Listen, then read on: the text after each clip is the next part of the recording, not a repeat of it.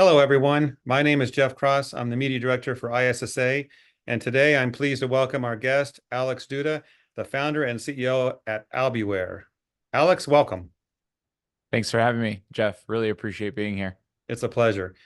Before we started recording, we talked about we might have met somewhere. We've been to a lot of trade shows, so I'm sure we have shook hands somewhere. Absolutely. The industry is super small, and I'm positive I've seen your face and bumped into you at a show before. Yeah, So and I look forward to maybe seeing you at one this year. yeah, you going to the But experience in Vegas? I'll be there. Yeah. Okay. So Awesome. We'll see coffee you or there. beer or whatever on me. Awesome. Sounds All like a right. plan. So let's get started. Tell us a little bit about yourself and what you do. So I'm actually a first generation immigrant from Romania. Family fled communism from Romania to the States. Took my first steps on American soil. Grew up in the restoration industry. So my dad was a subcontractor for some of the larger fire chasing restoration companies within the Chicagoland market. Eventually, dad and I partnered together to start a restoration company instead of him subcontracting for others. Had an awesome ride with that company. It's still here in the Chicagoland market. Rome We do 8 figures of revenue, 90 or so employees running around the Chicagoland area, helping homeowners in times of need.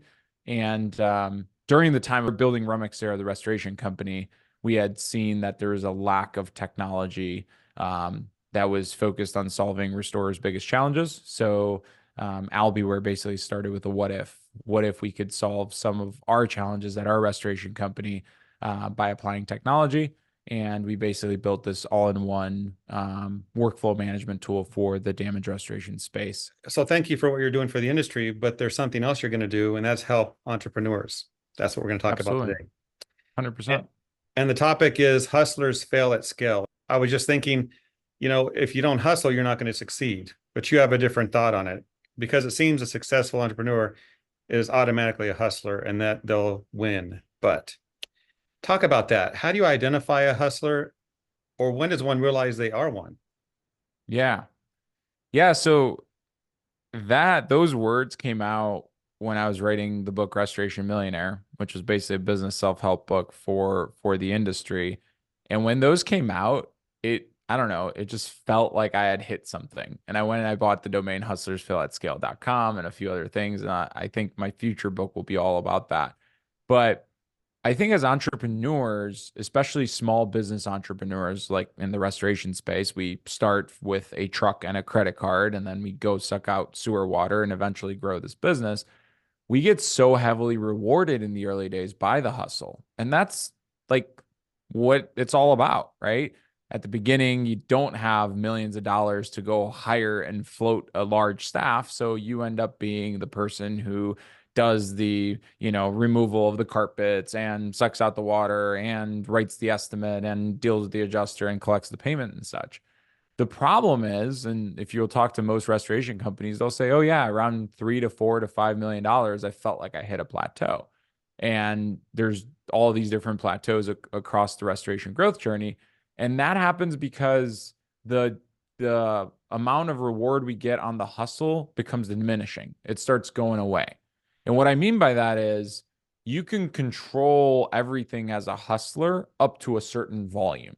And then at that scale, right, when you can control 15 jobs, right, a month or 20 jobs a month, but when you get 40 to 50 jobs per month, you can no longer be in control of everything. And if your superpower is the hustle, right, it just goes away. It becomes diminishing, right? And you become scaling, or you fail at scale.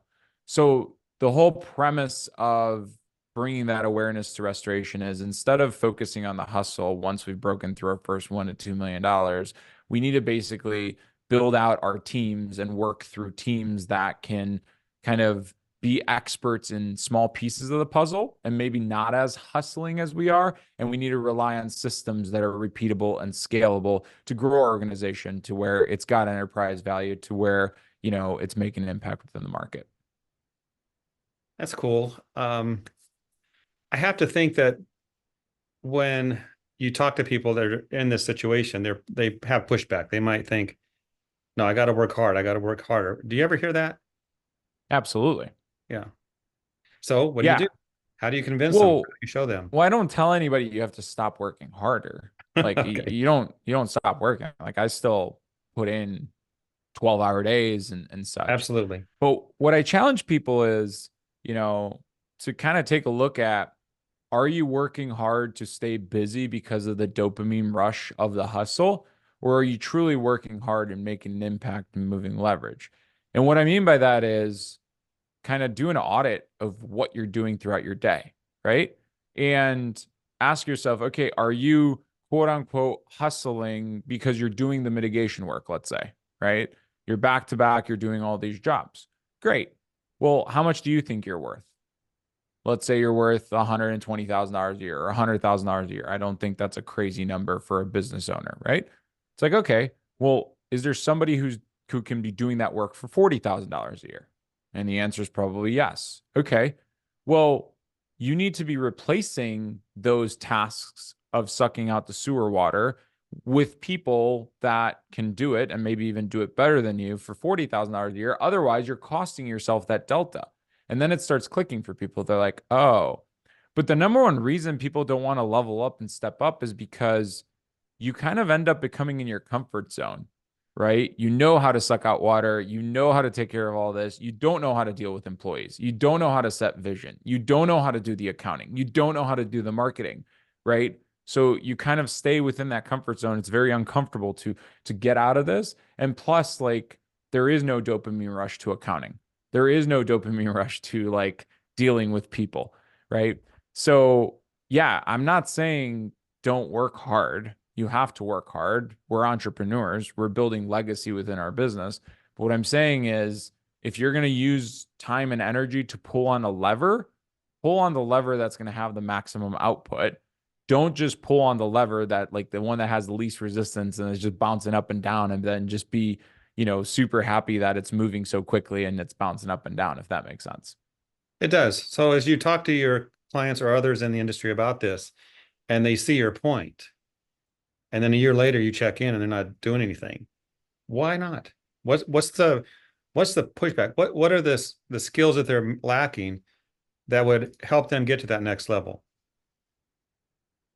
Yeah, that's a profound question. I see this oftentimes, and I think it's a couple of things. I think the common one, and I'll tell you a story about somebody who I did private coaching with and constantly ended up slipping back down, right? Slipping back into the hustle and away from, you know, um, the muscle, I call it, right? To make it rhyme. But it's like a lack of purpose and a lack of buy-in of something greater out there, right? So what I mean by that is, you know, you can make a decent living and a lot of money and you can be in this hustle, nonstop circuit. But if you're not aligned to what's something greater out there in the future and you don't know exactly how to get there and how to get it, that's what will make you kind of slip back into, okay, well, I just want to go back into what I'm good at and hit the dopamine rush of the hustle. So in this particular individual's example, he was making good money. There was nothing wrong with that. And he felt like he had a weakness of a leadership team, right? He felt like he couldn't lead people and he felt like that was his area of weakness. So he's like, okay, I'll just do it myself. So he was running this organization that was like $7 million a year with no leadership team whatsoever. It was literally him and the technicians, right?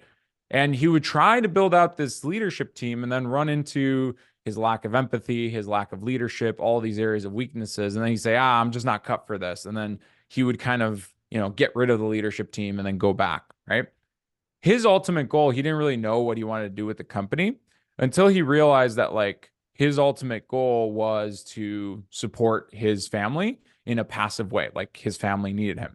And it wasn't until one of his children had some sort of episode, I don't know what it was, but terminally ill, that he realized, oh, family needs my time.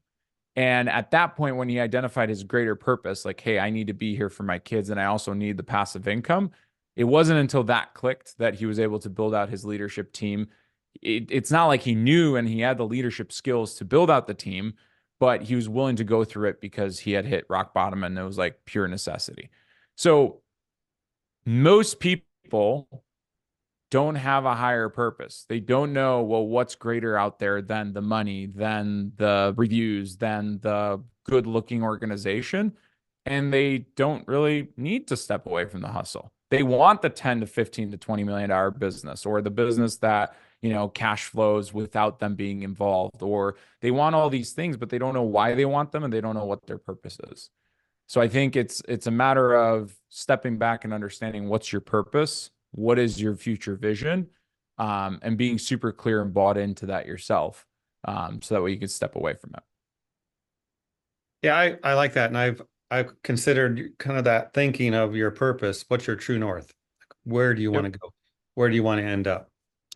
So, so Alex, thinking about starting a new company, I've started one. You have. The big question we always get is, if you could do it all over again, tell us about that. Absolutely.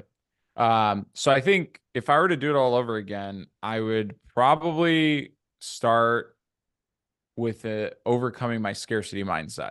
So what I mean by that is most restoration businesses start with like such limited capital, and it almost forces the owner to be into like hustler's mode, right? Like my dad and I started with a truck and a credit card, like no capital whatsoever.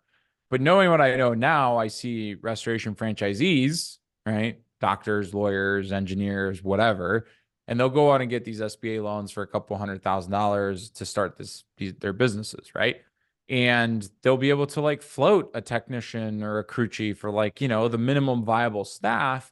And what that does is it kind of puts them in the position where they don't have to hustle as much. So I think that's actually like an awesome, genuinely awesome idea, right?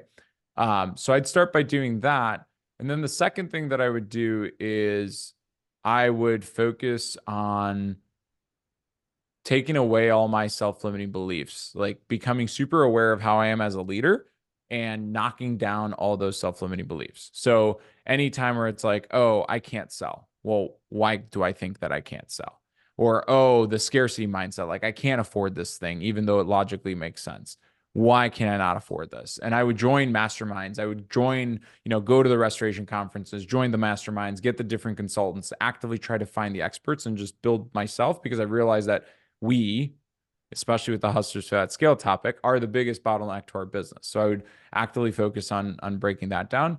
And three, I would always be cognizant of what levers am I pulling on, because you always have opportunity costs. So it's like, should I really be going in the field and sucking out sewer water? Or can I find somebody for $30 an hour or $20 an hour to do that while I go build relationships with plumbers, property managers, and such? So yeah, those are the top three things I would probably do differently. Yeah, if I had to go suck sewer water, I would probably charge more than that myself. Absolutely. Yeah. Uh, you know, people watching this program could be in huge markets. Where are you located? Chicago? Chicagoland. Yep. Chicago. Beautiful scenery in the background. Others might be in a town of 10,000, 20, 30. Yep. How does that work with the hustle? Is it different from one geographic area to another, or does it work everywhere? I think it works everywhere. I mean, I have clients pretty much all over the states. I have this restoration mastermind slash coaching program too. And, you know, like restoration is a very percentage of households kind of business. So 1 in 10 houses are going to have fire or water damage. And yes, it's true that like in markets like Idaho, for example, there's probably less losses than Chicago, but there's also less restoration companies. But like I've seen 8-figure restoration companies in almost every little town that I've gone. Heck, we just got back from Memphis, and I have a client down in Memphis that does 8 figures of restoration work in Memphis, Tennessee, and it's like such a small, city compared to Chicago. So yeah, I think all these things that come up, they're almost like self-limiting beliefs. Oh, I can't have what Alex built because I'm not in Chicago. Well, you also have to realize that in Chicago, there's probably 15 other companies that are competing against the market share that we're competing against. You know what I mean? So Mhm. it's like the larger the market, the more competition, and that just kind of weighs itself out. But no, I think every restorer throughout the nation has an equal opportunity. And I've seen some amazing companies be built even in like rural areas, like completely rural areas with not huge population centers. Makes sense. So our topic today is Hustlers Fail at Scale. Alex Duta, any final words to share? I think the concept of Hustlers Fail at Scale is a mindset shift that an example of a mindset shift, at least, right? And I think that there's the number one thing we talk about in the restoration industry and how to grow and scale a business is very technical. We talk about drying, we talk about, IICRC certifications, how many air movers to use, what's the technical ways, and all those things are very valuable and they're a part of our restorer identity. But I think one thing we don't talk about enough is the most valuable real estate within restoration, and that's the 6 inches in between our ears. At the end of the day, the number one thing I think holding restorers back, and the reason the average restorer only does $2 to $3 million a year, is because of the mindset, is because we don't get vulnerable enough and we don't talk about our lessons and we don't have these realizations. And then we tend to like geek out over the technical stuff. Not saying that that's not important. I think it's very important and we should be amazing restorers. And I'm IICRC certified. I stand for all that stuff, but the proportion is kind of what I have an issue with, right? There are no, heavy how to build a business or self-limiting belief courses for the restoration industry. And at the end of the day, we go through a lot of that. We go through a lot of trauma as restorers. By nature, we're blue-collar entrepreneurs. We have a lot of things from our past that are holding us back. So I challenge every restorer to just, step one is awareness. Start becoming more aware of it. Step two, start looking in other industries. Like I've read a lot of books. I've listened to a lot of podcasts that help with that. And until, it becomes more prevalent within our industry, I think looking outside and trying to scoop that up is huge. And yeah, we've only got one of us.